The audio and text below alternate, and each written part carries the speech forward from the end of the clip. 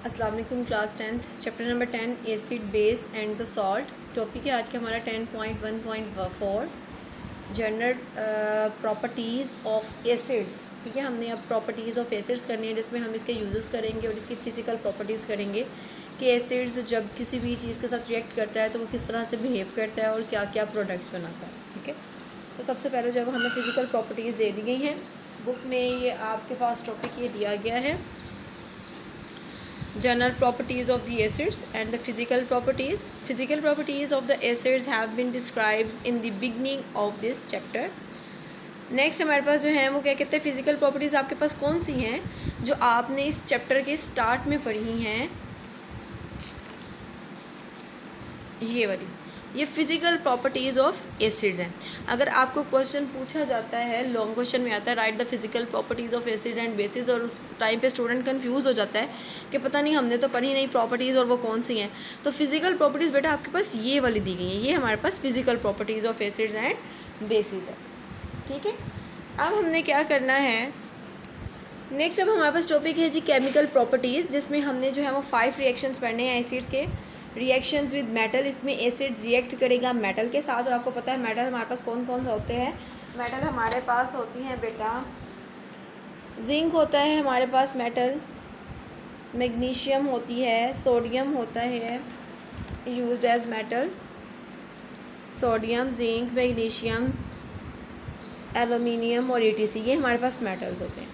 उसके बाद आपने पढ़ना है रिएक्शन विद कार्बोनेट्स। आपने याद रखना है कार्बोनेट्स, याद हो अगर आपको फर्स्ट चैप्टर 9 क्लास का था उसमें आपने टेबल पढ़ा था जिसमें आपने वैलेंसीज लर्न की थी और सिंबल्स।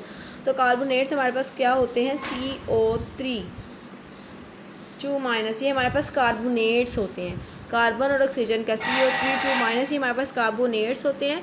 बाई कार्बोनेट्स हमारे पास क्या होते हैं, जैसे ही इस कार्बोनेट के साथ मैं H लगा दूंगी, H3 माइनस, जैसे ही कार्बोनेट के साथ H लग गया तो ये बाई कार्बोनेट बन जाएगा। कार्बोनेट्स हमारे पास होते हैं CO3 2 माइनस, और जैसे ही मैंने कार्बोनेट्स के साथ H लगा दिया तो ये क्या बन गया, बाई कार्बोनेट बन गया, और यहाँ से इसकी वैलेंसी कम हो जाती है। उसके बाद रिएक्शन विद बेस पर होगी, और इसको हम न्यूट्रलाइजेशन रिएक्शन भी कहते हैं। न्यूट्रलाइजेशन रिएक्शन में क्या होता है, न्यूट्रलाइजेशन का मतलब होता है न्यूट्रल हो जाना, एसिड का इफेक्ट भी ख़त्म हो जाता है और बेस का इफेक्ट भी ख़त्म हो जाता है, और एट द रिजल्ट हमारे पास सॉल्ट बनता है प्लस हमारे पास वाटर बन जाता है। ठीक है, उसके बाद है reaction with sulphides and bisulphides. Sulphides बेटा हमारे पास होते हैं SO3, और जैसे ही मैंने बाईसल्फाइड जो है वो बनाना है तो मैं इसके साथ क्या लगा दूंगी, ये हमारे पास सल्फाइड है, बाईसल्फाइड बनाना है तो मुझे H लगा देना है SO3 के साथ। पहले ये सल्फाइड से जैसे ही मैंने जो है वो इसके साथ लगा दिया 3, तो ये आपके पास बाईसल्फाइड बन गया, HSO3 बन गया जैसे ही H इसके साथ लगाया। ठीक है, उसके बाद रिएक्शन विद सल्फाइड्स। अब हमारे पास सल्फाइड्स कौन से होते हैं, सल्फाइड्स हमारे पास होते हैं S, सल्फ़र, इसके साथ कोई भी अगर मेटल लगी है Fe लगा दिया तो ये मेरे पास सल्फाइड्स बन गए। ठीक है, सबसे पहले हमने रिएक्शन विद मेटल्स पढ़ने हैं जिसमें हमारे पास जिंक हो सकता है, मैग्नीशियम, सोडियम, एल्यूमिनियम हो सकता है। इसके बाद हमारे पास reaction with carbonates and bicarbonates है। कार्बोनेट्स हमारे पास CO3 2 माइनस होते हैं, जैसे ही मैंने कार्बोनेट्स के साथ H लगाया तो ये बाइकार्बोनेट बन गए। इस तरह रिएक्शन विद बेसिस है, न्यूट्रलाइजेशन रिएक्शन होता है जिसमें सॉल्ट प्लस वाटर बन जाता है। रिएक्शन विद सल्फाइड्स हैं, सल्फाइड हमारे पास SO3 2 माइनस होते हैं, और बाईसल्फाइड्स हैं HSO, जैसे ही मैंने सल्फाइड के साथ H लगाया ये बाईसल्फाइड बन गया। रिएक्शन विद सल्फाइड FeS बन गया। देखिए फर्स्ट रिएक्शन हमारा दिए गए बहुत इंपॉर्टेंट है, ये लॉन्ग क्वेश्चन में भी आपसे पूछा जाता है और ये शॉर्ट में भी कोई सा एक पॉइंट पूछ लिया जाता है। तो लॉन्ग क्वेश्चन में आपसे वो पूछ लेते हैं right any 5 reactions of acids, या आपसे पूछ लिया जाता है right the reaction of metal, sulphate, carbonates and bicarbonates with metal. तो किसी भी तरीके से जो है ये आपसे पूछा जा सकता है। ये 5 मेथड्स आते हैं, दिए भी 5 गए हैं और पूछे भी कभी 5 पूछे जाते हैं, और शॉर्ट क्वेश्चन में कोई एक पॉइंट जो है वो पूछ लिया जाता है।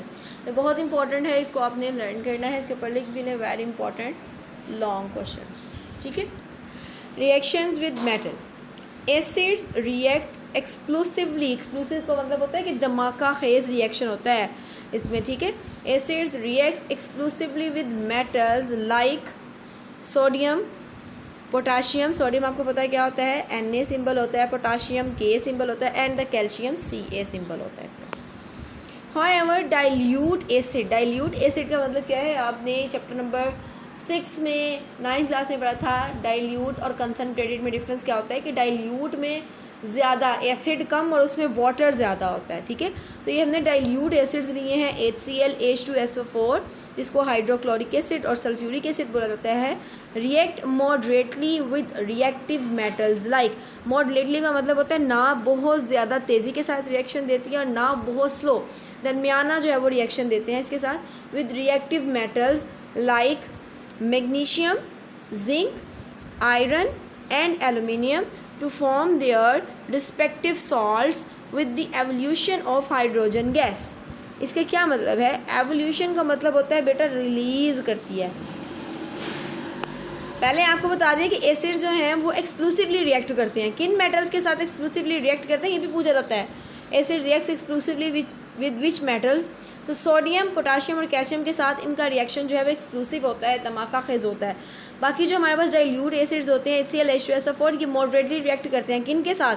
इन मेटल्स के साथ, magnesium, zinc, iron and aluminium to form their respective salts. इनके साथ मिलेंगे तो क्या चीज़ बनाएंगे, ये आपने याद रखना है मेटल्स के साथ रिएक्शन से पहले, कि जब भी मेटल्स के साथ एसिड रिएक्ट करते हैं तो सॉल्ट बनाते हैं और हाइड्रोजन गैस रिलीज़ करते हैं। ये जब चीज़ें आपको याद होंगी तो आप इजीली रिएक्शन को प्रोसीड कर सकते हो। When acids reacts with metals they form salts and hydrogen gas, ठीक है। अब नीचे देखो आपको रिएक्शन दिखा दिया गया है। जिंक ने रिएक्ट किया है हाइड्रोजन सल्फाइड के साथ, हाइड्रोजन सल्फेट के साथ, और वो आपके पास क्या बना रहा है? जिंक सल्फेट बना रहा है। ये सल्फाइड नहीं है, सल्फेट है। जिंक सल्फेट बना रहा है प्लस हाइड्रोजन गैस बना रहा है, और ये एरो भी आपने साथ लगाना है। अच्छा, ये जो स्टेट्स दी गई हैं, ये सॉलिड है, ये एक्वस है। अगर तो ये आपको याद रहती हैं तो आपने ठीक लिखनी है, अगर आपको याद नहीं रहती तो इसको रॉन्ग लिखने की ज़रूरत नहीं है, फिर आप इसको मत लिखिएगा, ठीक है। ये एरो रिप्रेजेंट करता है कि ये गैस है और ये बाहर निकल जाएगी, रिलीज़ हो जाएगी, ठीक है। तो इस एरो का भी लगाना आपको लाजमी है। अच्छा, अब मैं इन रिएक्शंस को जो है वो प्रोसीड करती हूँ, इनका मैकेनिज्म देख लेते हैं।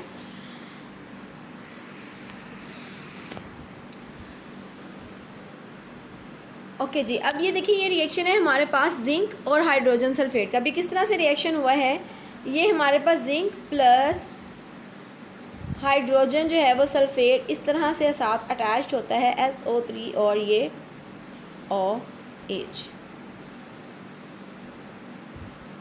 ठीक है। अब देखिए यहाँ से जिंक सल्फेट बनना है, तो ये जिंक जो है ये क्या करेगा, सबसे पहले ये बॉन्ड्स ब्रेक हो जाएंगे, ठीक है। इन बॉन्ड्स को मैंने ब्रेक कर लिया। यहाँ से मेरे पास जो है वो SO4 बच गया, ये सल्फेट आइन, ये पूरे का पूरा इस जिंक के साथ रिएक्ट कर लेगा, क्योंकि जिंक के ऊपर जो है वो पॉजिटिव चार्ज होता है, क्योंकि आपको पता है मेटल्स इलेक्ट्रोपॉजिटिव इन नेचर होते हैं और वो नेगेटिव की तरफ जाते हैं। तो ये मेरे पास SO4 माइनस था। अब ये पॉजिटिव और नेगेटिव आपस में कंबाइन हो जाएंगे और आपके पास प्रोडक्ट बन जाता है जिंक सल्फेट। बाकी जो हमारे पास H एक इधर बच गया, एक H इधर था, ये दोनों आपस में रिएक्ट करेंगे और क्या चीज़ बना देंगे, H2 बना देंगे, ठीक हो गया बेटा। अब देखो क्या हुआ कि जिंक और जब मेटल ने जब एसिड के साथ रिएक्ट किया तो सॉल्ट बना दिया। कौन सा सॉल्ट बनाया, जिंक सल्फेट सॉल्ट बनाया, प्लस उसने हाइड्रोजन गैस को रिलीज़। तो बेटा देखो नेक्स्ट रिएक्शन हमारे पास दिया गया है, इसमें एल्यूमिनियम, 2 एल्यूमिनियम के मोल्स हैं, मतलब 2 एल्यूमिनियम्स लिए गए हैं और 6 हाइड्रोजन क्लोराइड के साथ इसको रिएक्ट हुआ है, 6 मोल ऑफ हाइड्रोजन क्लोराइड, और आपके पास जो प्रोडक्ट बन रहा है वो एल्यूमिनियम क्लोराइड बन रहा है, एल्यूमिनियम ट्राईक्लोराइड बन रहा है, जिसमें हमारे पास एल्यूमिनियम के साथ 3 जो है वो क्लोरीन अटैच हो रहे हैं, क्योंकि एल्यूमिनियम की वैलेंसी आपको पता है +3 होती है, और इसके साथ 3 ही क्लोरीन अटैच होंगे, प्लस आपके पास 3 हाइड्रोजन जो है वो आ जाएंगे। इस तरह से इस रिएक्शन का मैकेनिज़्म अगर हम देखें तो ये देखिए मेरे पास एल्यूमिनियम कितने हैं, हमारे पास 2 एल्यूमिनियम्स हैं, 1 एल्यूमिनियम एंड 2 एल्यूमिनियम, ठीक है। हाइड्रोजन क्लोराइड हमारे पास कितने हैं, 6 हैं, HCl, HCl2, HCl 6 टाइम्स मैं इसको लिख लूँगी, 1 2 3 4 5 एंड 6, ठीक है। अब हर एल्यूमिनियम की जो वैलेंसी होती है वो 3+ होती है, 3+। इसका क्या मतलब है कि एक एल्यूमिनियम अपने साथ 3 बॉन्ड्स बना सकता है, ठीक है। एक एल्यूमिनियम अपने साथ कितने बॉन्ड्स को बना सकते हैं, 3। तो क्या करेंगे कि ये जो एक एल्यूमिनियम है ये पॉजिटिव है, और ये आपको पता है क्लोराइड के जब ये बॉन्ड्स ब्रेक करेंगे तो इसके ऊपर नेगेटिव चार्जेस आ जाते हैं, ठीक है, बॉन्ड्स ब्रेक होंगे ना। अब ये एल्यूमिनियम क्या करेगा, इन 3 क्लोरीन्स को अटैच कर लेगा और आपके पास क्या बन जाएगा, आपके पास AlCl3 बन जाएगा। 1 mole of AlCl3 aluminium try chloride क्यों कह रहे हैं कि इसके साथ 3 क्लोरीन के मॉलिक्यूल्स अटैच्ड हुए हैं, ठीक है। अब दूसरा क्लोरीन हमारे पास रह गया, इसके ऊपर भी +3 है, तो ये भी क्या करेगा, इसके साथ रिएक्शन करेगा, इनके भी बॉन्ड्स ब्रेक हो जाएंगे। ये एक क्लोरीन साथ में आपके पास देखो यहाँ पे 3 हाइड्रोजन जो है वो बन रही हैं, ठीक है।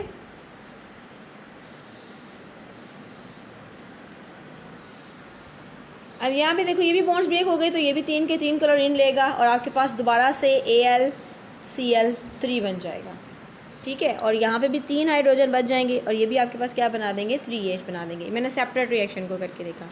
अब मैं इसको इस तरह से लिखने की बजाय मैं इसको इस तरह से लिख सकती हूँ ना, 2 मोल्स ऑफ AlCl3 प्लस, अब यहाँ पे देखो 6 हाइड्रोजन है, तो 6 हाइड्रोजन को मैं इस तरह से लिख सकती हूँ 3H2, 2 3s are 6 हाइड्रोजन। तो ये रिएक्शन जो है वो हमारे पास इस तरह से प्रोसीड करता है। When 2 moles of aluminium reacts with the 6 moles of the hydrogen chloride, they form the 2 moles of aluminium trichloride plus 3 moles of hydrogen gas। तो यहाँ पे ये रिएक्शन हमारा जो है कंप्लीट हो जाता है। रिएक्शंस विद मेटल, जिसमें आपने ये रिएक्शन पढ़ा पहले जिंक का हाइड्रोजन सल्फेट के साथ, सल्फ्यूरिक एसिड के साथ, जिसमें हमारे पास जिंक सल्फेट बन गया, प्लस हमारे पास हाइड्रोजन, ये वाला रिएक्शन जिसमें एल्यूमिनियम ने रिएक्ट किया हाइड्रोजन क्लोराइड के साथ, एल्यूमिनियम ट्राइक्लोराइड बन गया, प्लस आपके पास हाइड्रोजन गैस आ गई। नेक्स्ट रिएक्शन बेटा देखो दिया गया है हमारे पास, acids reacts with carbonates and the bicarbonates. आपको मैंने बताया, आपने भी यहाँ बुक के ऊपर मेंशन करे ना, कार्बोनेट्स क्या होते हैं CO3 और बाइकार्बोनेट्स क्या होते हैं, जैसे ही मैं हाइड्रोजन इसके साथ लगा दूंगी तो ये बाइकार्बोनेट्स बन जाएंगे।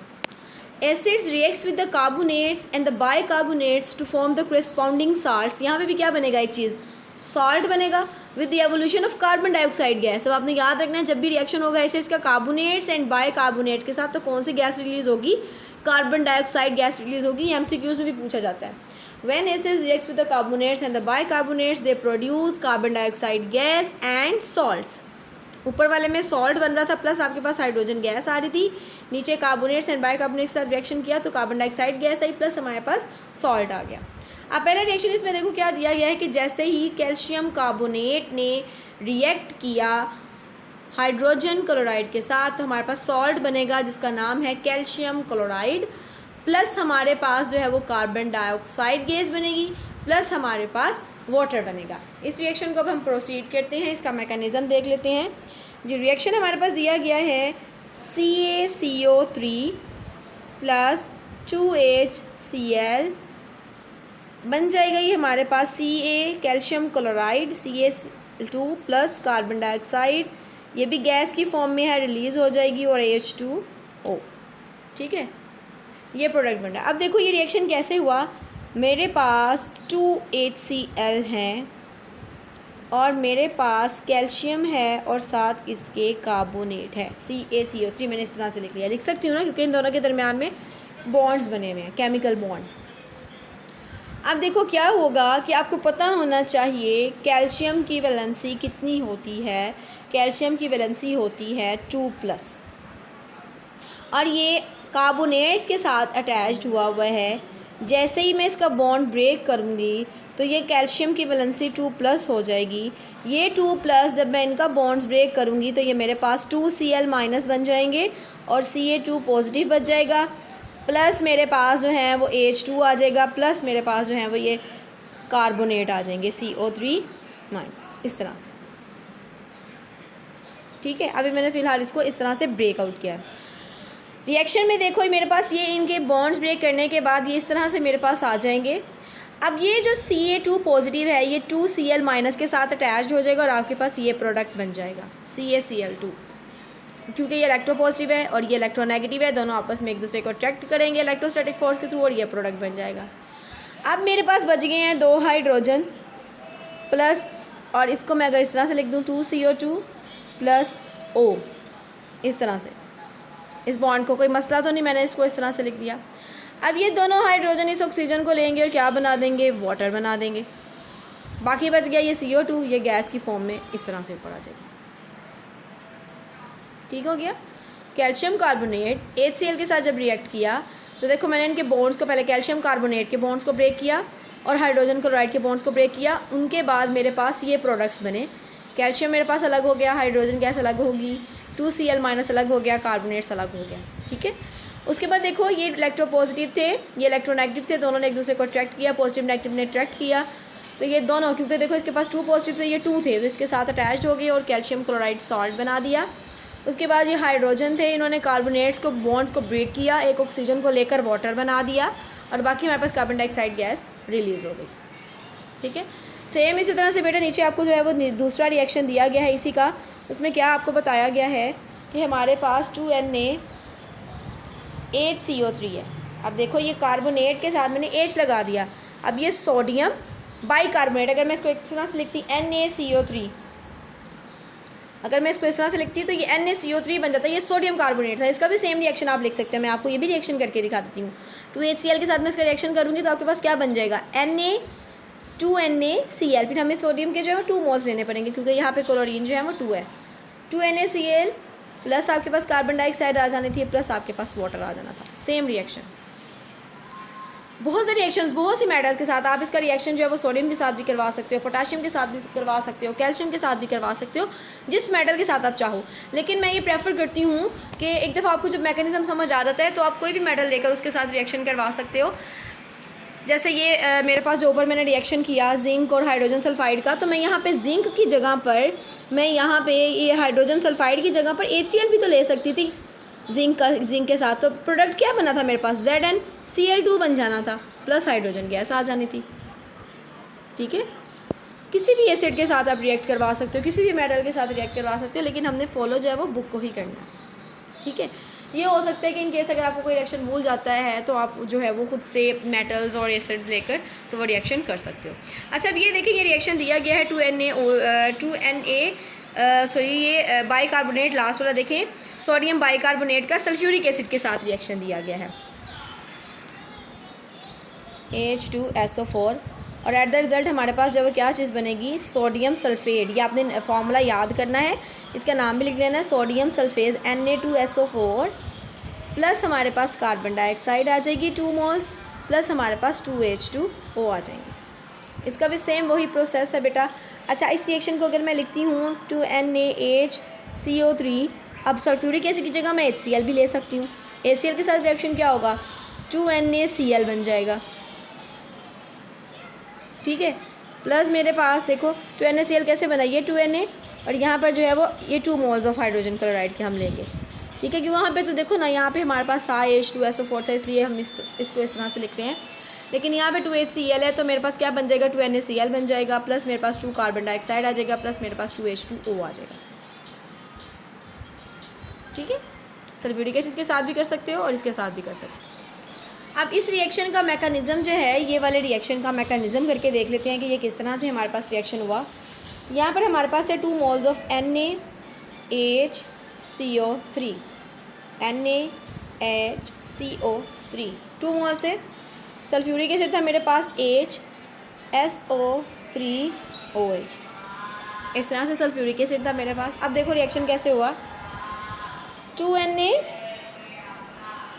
इसके साथ इसने रिएक्ट कर लिया SO4 के साथ, तो ये जो मेरे पास प्रोडक्ट बनेगा वो बनेगा Na2SO4 प्लस, अब आपके पास 2 मोल्स ऑफ कार्बन डाइऑक्साइड आ रहे हैं।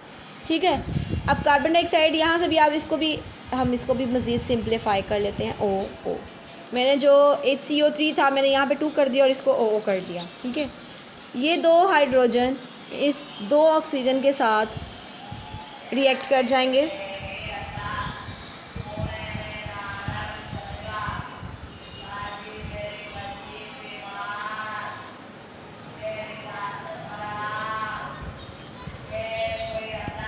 दो हाइड्रोजन इस एक ऑक्सीजन के साथ रिएक्ट करेंगे और यहाँ से जो एक हाइड्रोजन है और एक हाइड्रोजन ये 2 हाइड्रोजन ये इस ऑक्सीजन के साथ रिएक्ट करेंगे। तो एक वाटर मॉलिक्यूल आपके पास से ये निकल रहा है और दूसरा वाटर मॉलिक्यूल आपके पास यहाँ से ये निकल रहा है, तो ये आपके पास 2H2O आ जाएंगे और ये 2 कार्बन डाइऑक्साइड जो है हमारे पास अलग से बच जाएंगे CO2।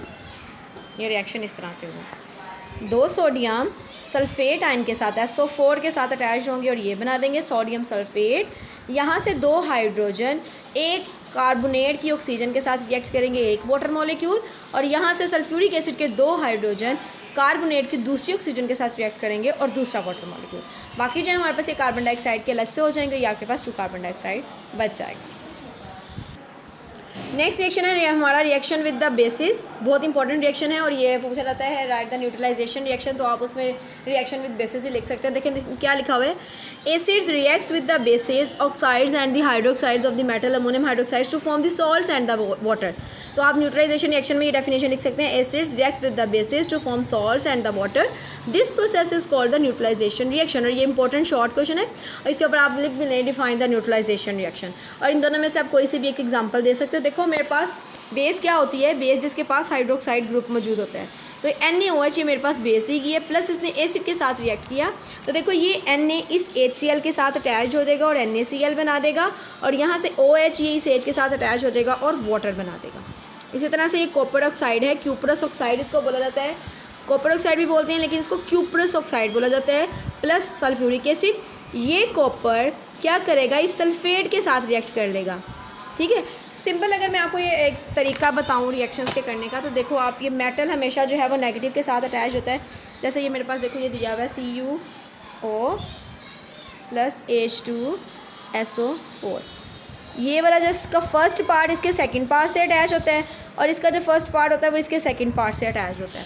ठीक है, पॉजिटिव को नेगेटिव के साथ जोड़ दो और यहाँ से इसके नेगेटिव को इसके पॉजिटिव के साथ जोड़ दो। देखो जैसे मैंने ये किया, इसका पॉजिटिव दूसरे वाले के सेकंड नेगेटिव के साथ अटैच हो जाएगा, प्लस फर्स्ट वाले का नेगेटिव दूसरे वाले के पॉजिटिव के साथ अटैच हो जाएगा और ये आपके पास बना देगा H2O। ठीक है, सारे रिएक्शंस में ही ऐसे हो रहा है। देखो अगर मैं नीचे वाला रिएक्शन करती हूँ CaSO3 प्लस 2HCl, अब यहाँ पे देखो आपको पता है ये नेगेटिव है और ये आपके पास क्या है, ये पॉजिटिव है, तो क्या करेगा ये कैल्शियम इसके साथ अटैच हो जाएगा और आपके पास बना देगा CaCl2, प्लस इसका जो माइनस है वो इसके पॉजिटिव के साथ अटैच हो जाएगा और ये आपके पास क्या बन जाएगा H2O, प्लस आपके पास सल्फ़र डाइऑक्साइड गैस जो है वो रिलीज़ हो जाएगी। ठीक है, तो ये रिएक्शन जो है वो आपने कर लेनी है। क्यूपर सल्फेट बना देगा, प्लस आपके पास वाटर बन जाएगा। ये किसी स्टूडेंट की बुक है, इसने वो रॉन्ग लिखा हुआ है, ये क्यूपर सल्फाइड नहीं है, कॉपर सल्फेट है ये। ठीक है, कॉपर सल्फेट।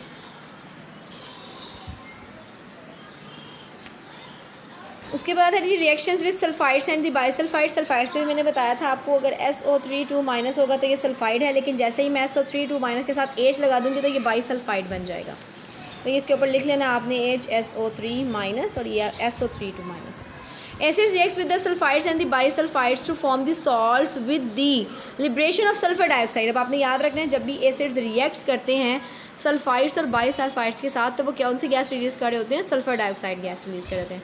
ये देख लो यहाँ पे हमारे पास CaSO3 रिएक्शन दिया गया है, इसको भी हम प्रोसीड ही कर लेते हैं यहाँ पे।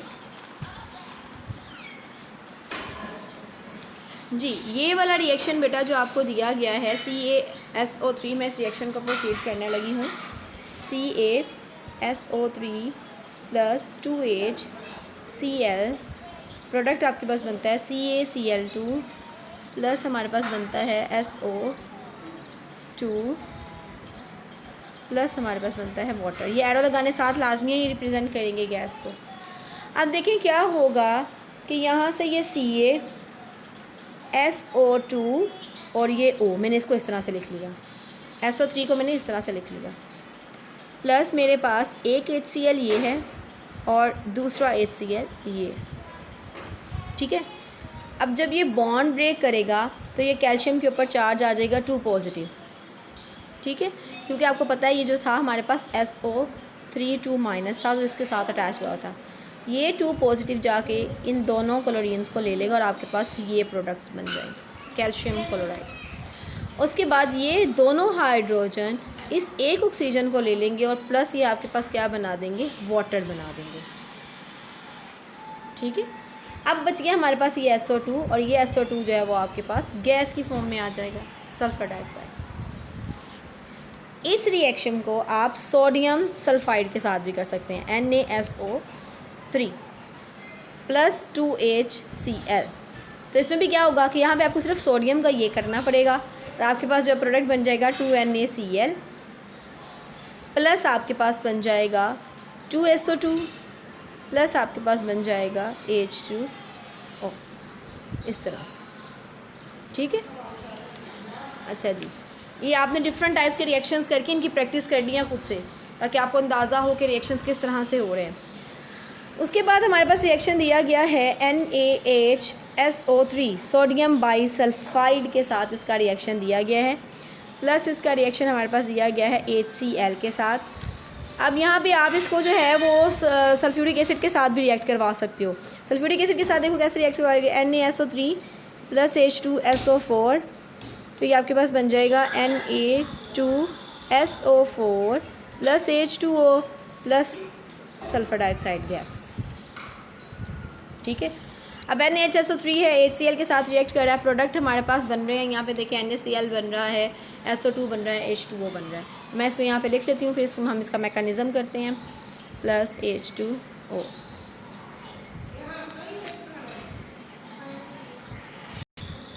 अब देखो बेटा क्या हुआ कि यहाँ से ये सोडियम पॉजिटिवली चार्ज था, इस क्लोरीन के साथ रिएक्ट करेगा और NaCl बना दिया। ठीक है, बाकी अब आपके पास बच गया HSO2O प्लस H, यही बच गया ना, ये चीज़ आपके पास बची। ये क्या करेगी, ये SO2 तो बाहर निकल गया इस तरह से, यहाँ से ये एक, इधर से ये एक, दोनों इस वाटर के साथ रिएक्ट करेंगे और आपके पास वाटर आ जाएगा। ठीक है, इस तरह से होगा। नेक्स्ट आप इसको जो है वो सल्फ्यूरिक एसिड के साथ भी आप इसको कर सकते हो रिएक्शन को, इसको आपने करके देखना है। नेक्स्ट है हमारे पास reaction with the sulphides. Acids react with the metal sulphides to liberate the hydrogen sulphide gas. ये सिंपल है, देखो FeS है प्लस H2SO4 है, ये हिसाब ब्रेक करोगे, Fe जो है वो SO4 के साथ अटैच हो जाएगा और यहाँ पे H2S हाइड्रोजन सल्फाइड गैस इसको बोलते हैं। ठीक है, हाइड्रोजन सल्फाइड गैस, और ये वो गैस है जो कि गंदगी की वजह से, जो कि कूड़ा करकट के ढेरों में और गटरों में जो आपको एक अजीब सी स्मेल आ रही होती है, जो सीवेज के सिस्टम में से एक अजीब सी गंदी सी गटर की स्मेल होती है, वो हाइड्रोजन गैस की स्मेल होती है। ठीक है, हाइड्रोजन सल्फाइड की स्मेल होती है वो। अच्छा, ये तो टॉपिक आपका कंप्लीट हो गया, आपने इसकी प्रैक्टिस करनी है। दूसरे यहाँ पे आपको दिए गए हैं मिनरल एसिड्स, इसकी डेफिनेशन लिख लें। इनऑर्गेनिक एसिड्स, मिनरल एसिड्स की डेफिनेशन लिख पा रही हूँ जो कि इस बुक में मैंने लिखी हुई है। Inorganic acids obtained from mineral और नॉन लिविंग थिंग्स। ये आपको आता है define the mineral acids. Inorganic acids obtained from mineral और non living things are called the mineral acids. और आपको मिनरल एसिड्स जो है ये MCQs में पूछा जा सकता है, आपको जो है वो MCQs दे दिए जाएंगे और इनमें से किसी एक को मेंशन कर दिया जाएगा, बाकी दूसरे एसिड्स लिख दिए जाएंगे और पूछा जाएगा which one is the mineral acids. तो हमारे पास मिनरल एसिड्स कौन से, हाइड्रोक्लोरिक एसिड है, HCl है, सल्फ्यूरिक एसिड H2SO4 है, नाइट्रिक एसिड HNO3 दिया गया। ठीक है, एक आपने यही याद करना है। दूसरा आपने बेटा ये नेचुरली अकरिंग एसिड्स हैं, बहुत इंपॉर्टेंट है, इसमें से भी MCQs पूछे जाते हैं। तो जिस तरह से मैंने यहाँ लिखा हुआ है MCQs के लिए इंपॉर्टेंट, ये भी आपने कर लेना है। सिट्रिक एसिड, सिट्रिक एसिड अब हमें कहाँ से, इसका सोर्स क्या है, सिट्रिक एसिड का सोर्स है citrus fruits, lemon juice and the orange. ठीक है, क्या इनके सोर्स हैं, सिट्रस फ्रूट्स, लेमन और orange. Lactic acid, lactic acid किस में पाया जाता है, सॉर मिल्क में पाया जाता है। ठीक है, फॉर्मिक एसिड, स्टिंग्स ऑफ बीज एंड आंट्स, आंट्स का जो डंग होता है उनको हम स्टिंग्स बोलते हैं, बीज और आंट्स के स्टिंग्स में ये पाया जाता है फॉर्मिक एसिड। ब्यूटारिक एसिड किस में पाया जाता है, रैंसिड बटर। अब रैंसिड बटर कौन सा होता है, जो ख़राब बटर हो जाता है, बदबूदार मक्खन होता है, उसके अंदर ये ब्यूटारिक एसिड पाया जाता है। उसके बाद टाटारिक एसिड है, टाटारिक एसिड किस में पाया जाएगा, टैमारिन, टैमारिन बोलते हैं इमली को, टैमारिन के अंदर पाया जाएगा, ग्रेप्स में होगा और एप्पल्स में होगा tartaric acid. Malic acid apples के अंदर पाया जाता है, इसका सोर्स है। यूरिक एसिड यूरिन में पाया जाता है। स्टीरिक एसिड फैट्स के अंदर पाया जाता है।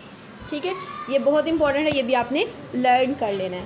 बाकी रह गए हैं इसके यूजेस ऑफ एसिड्स, ये भी इंपॉर्टेंट है, ये मैं आपको 2 डेज़ का टॉपिक है, इसको मैं दे रही हूँ आपको, मतलब आप फ्राइडे तक आपने इतना लर्न करना है। आज की आपकी लर्निंग इतनी होगी और सैटरडे की लर्निंग आपकी इतनी होगी।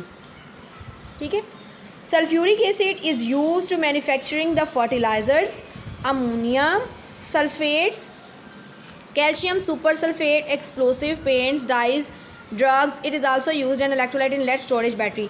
ये लॉन्ग क्वेश्चन आ चुके हैं बोर्ड में, right the uses of acids, ठीक है। ये शॉर्ट के हवाले से भी बहुत इंपॉर्टेंट है और लॉन्ग के हवाले से भी बहुत इंपॉर्टेंट है, जिसमें आपसे पूछा जाता है यूजेस ऑफ सल्फ्यूरिक एसिड्स आपसे पूछ लिया जाता है, यहाँ आपको एमसीक्यूज़ में भी इसमें से पूछ लेते हैं। तो यहाँ पे आपने सल्फ्यूरिक एसिड का फॉर्मूला भी लिखना है H2SO4। फिर उसके बाद हमारे पास है देखो, it is also used in the electrolyte in lead storage battery. तो हमसे पूछा जाता है which acid is use in the lead storage battery, तो हमें पता होना चाहिए sulphuric acid is used in the lead storage batteries. Next हमारे पास दिया गया है नाइट्रिक एसिड। नाइट्रिक एसिड का फॉर्मूला आपको पता है, ये हमने 8th क्लास में सारा पढ़ा था। मैं आपसे बोला था कि 10th में ये आएगा चैप्टर पूरे का पूरा। Nitric acid HNO3 is used in the manufacturing of the fertiliser ammonium nitrate, explosives होते हैं ये जो पटाखे वगैरह होते हैं उसके लिए, paints, drugs and the etching designs on the copper plates. अब एचिंग डिज़ाइंस क्या होते हैं, आपने देखा होगा जैसे हमारे पास कॉइन्स होते हैं, जैसे 2 रुपीज़ का कॉइन है, 5 रुपीज़ का कॉइन है, तो इसके ऊपर जो है वो कायदे आज़म की पिक्चर बना दी जाती है और उसके ऊपर पाकिस्तान का नेम लिख दिया जाता है, तो ये एचिंग डिज़ाइन है, ठीक है, कॉपर प्लेट्स के ऊपर नाइट्रिक एसिड को यूज़ किया जाता है, etching design on the copper plates. उसके बाद है hydrochloric acid. Hydrochloric acid HCl, इसका formula is use for cleaning metals. इसको किस लिए यूज़ किया जाता है, क्लीनिंग मेटल के लिए। Tanning and in printing industries, tanning क्या होती है, चमड़ा रंगना, टैनिंग क्या कहलाता है, चमड़े को रंगना टैनिंग प्रोसेस कहलाता है। एंड इन प्रिंटिंग इंडस्ट्रीज़, और इसको प्रिंटिंग इंडस्ट्रीज़ में भी यूज़ किया जाता है। नेक्स्ट उसके बाद बहुत इंपॉर्टेंट है जी, write 2 methods for preserving of food. तो हमारे पास 2 प्रिजर्विंग फूड्स हैं, कौन कौन से एसिड जो हैं वो फूड की प्रिजर्वेशन करते हैं। एक होता है हमारे पास बेंजोइक एसिड, जिसका फॉर्मूला होता है हमारे पास बेंजोइक एसिड का C6H5COOH, बेंजोइक एसिड C6H5COOH, ठीक है। इसमें एक हमारे पास बेंजीन का रिंग होता है, वो आप आगे चल के पढ़ोगे बेंजीन रिंग क्या होता है, और उसके आगे जो है COOH लगा हुआ होता है इस तरह से।